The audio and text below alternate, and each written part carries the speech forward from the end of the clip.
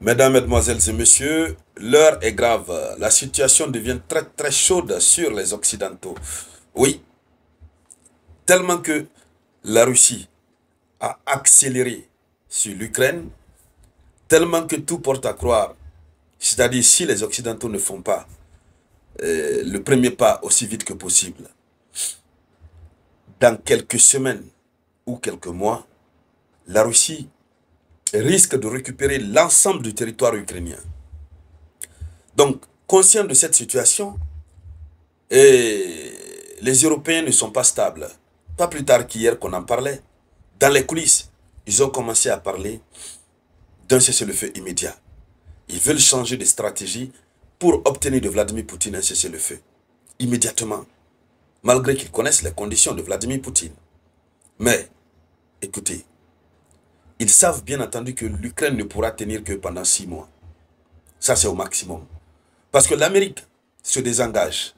Et l'Europe, malgré ce qu'ils sont en train de donner à l'Ukraine, cela ne peut pas aider l'Ukraine à continuer. L'Ukraine est plus que fatiguée après plus de 3 ans de conflit. C'est ainsi qu'Emmanuel Macron, qui depuis 2022 a arrêté de parler à Poutine au nom de je ne sais quelle sanction. Aujourd'hui, 1er juillet 2025, Emmanuel Macron a pris son téléphone. Il a appelé Vladimir Poutine. Il a appelé le mec au téléphone. Oui, ils ont très bien échangé au téléphone. Oui, c'est une première depuis 2022. Lui qui considérait Poutine comme un monstre, quelqu'un qui n'est pas fréquentable. Aujourd'hui, il a parlé avec Vladimir Poutine. Oui. Et pourtant, Vladimir Poutine avait dit, il dit, mon téléphone est ouvert. Le canal de communication est toujours ouvert. C'est la France qui a rompu les relations, le contact avec la Russie. Sinon, nous sommes ouverts à tous les pays. Alors, si Emmanuel a pris son courage à deux mains pour appeler Vladimir Poutine, imaginez la suite. La puissance respecte bien sûr la puissance. Mesdames, Mesdemoiselles et Messieurs, c'est de cette actualité que nous allons parler dans le cadre de cette vidéoconférence que je vous demande de partager au maximum. Mettez beaucoup de likes. N'oubliez surtout pas de laisser vos différents avis en commentaire. Allons-y donc dans les profondeurs. Selon l'information officielle, le président français Emmanuel Macron a eu un entretien téléphonique avec Vladimir Poutine, le président de la Fédération de Russie. Je parle bien sûr du boss du Kremlin. Alors, cet appel téléphonique marque le premier contact direct entre les deux dirigeants depuis août 2022. Donc, après 3 ans, presque. L'objectif principal de cet appel, qui a été rapporté par le journal Le Monde, c'était pour Macron de demander à Vladimir Poutine l'instauration d'un cessez-le-feu immédiat. Donc il a appelé Vladimir Poutine pour dire, mec, je veux un cessez-le-feu immédiat. Mec, il faut instaurer le cessez-le-feu. En tout cas, c'était ça l'objectif. Selon ce que rapporte le média Le Monde. Mais en réalité, c'est pour plaider Poutine. Ils ont échoué face à la Russie. Un échec cuisant et drastique. Que faire? Il faut plaider Poutine. Qu'il accepte au moins accorder le cessez-le-feu. On sait qu'il est puissant. Il n'a qu'à accorder le cessez-le-feu pour que l'Ukraine puisse un peu respirer. Que l'Ukraine puisse reconstituer un peu son stock de munitions et d'armes. Sinon, c'est fini. Et parce que si la Russie finit avec l'Ukraine, pour l'Europe aussi, c'est terminé. Ce sera terminé. Donc, il a enlevé la honte sur son visage, comme on pourrait le dire dans les quartiers de Bonabéry. Il a enlevé la honte sur son visage. Il a pris son téléphone pour appeler.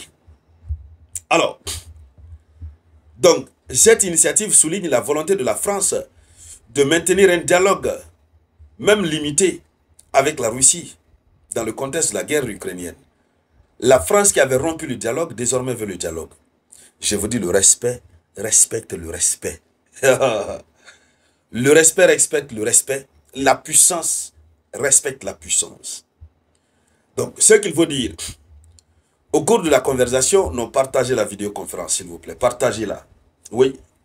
Au cours de la conversation, Emmanuel Macron a réaffirmé l'engagement indéfectible de la France envers la souveraineté et l'intégrité territoriale de l'Ukraine. Ils ont réaffirmé. Alors, voici une déclaration qui souligne la position de la France. Ça, c'est ce qui est annoncé officiellement par la France, par le média français, Le Monde. Mais la partie russe ne s'est pas encore prononcée de ce qu'ils ont dit. Ça, c'est la partie française qui parle. Regardez leur rhétorique. Emmanuel Macron a appelé Poutine pour lui demander le cessez-le-feu immédiat, comme s'il imposait sa volonté à Poutine. Et deuxièmement, il ose dire qu'il réaffirme l'engagement indéfectible de la France envers la souveraineté et l'intégrité territoriale de l'Ukraine. Oui, il peut le dire. Donc là, comme ça ressemble à une menace. On va dire alors que peut-être, c'est comme s'il avait appelé Poutine pour le menacer. Non, pas du tout. Non, pas du tout. Ça, c'est le narratif français. Dans quelques minutes, nous allons voir le narratif russe qui va ressortir la vérité. La Russie ne tourne pas autour du pot. La Russie dit les choses telles qu'elles sont et telles qu'elles se sont passées. Au fait, la vérité, c'est qu'ils ont vu qu'ils sont dans un échec. Bientôt la fin du conflit en Ukraine. L'Ukraine n'a plus de munitions. On a chanté ça ici à longueur de journée. On est même fatigué d'en parler. L'Ukraine n'a plus d'hommes. Non. Et le pire, c'est la nouvelle stratégie russe. Et alors d'ailleurs, la Russie a prouvé que ses alliés, dans le cadre de sa coopération militaire, l'ont aidé à Kursk et sont prêts encore à l'aider. La Russie a montré cette preuve. La Russie a montré la preuve. Et il en est de même que la Corée du Nord, qui a affiché publiquement hier sa participation au conflit russo-ukrainien à travers les soldats nord-coréens qui sont tombés dans la région de Kursk. Nous avons vu tous hier Kim Jong-un en larmes. Donc ça veut dire que ils ont compris qu'il faut se lever. Emmanuel Macron est fatigué de continuer à passer par Zelensky. Il faut aller directement droit au but. Il y a un adage de chez nous qui dit, de chez moi qui dit, Kale Paba Mouma. Ça veut dire, lorsque tu veux envoyer au repos éternel un serpent, il faut viser sa tête. Sinon, il n'ira pas au repos éternel. Pourquoi passer par Zelensky? Il faut passer directement par le boss du Kremlin. Il faut faire les salam alek pour que la paix puisse rapidement revenir. S'ils ne le font pas, ils vont perdre tous. Et Emmanuel Macron est très malin. La France a besoin de certaines ressources rares en Ukraine que la Russie est déjà en train de récupérer. Donc, on ne sait jamais. La Russie peut récupérer toute l'Ukraine. Il faut rester ami avec la Russie pour ne pas perdre. Parce que l'industrie militaire française a besoin de ces ressources rares en terres rares ukrainiennes. Et donc, mesdames, mesdemoiselles et messieurs, c'était ça la une de l'actualité internationale. Merci donc de la partager au maximum. Je vous reviens tout à l'heure avec de nouvelles informations.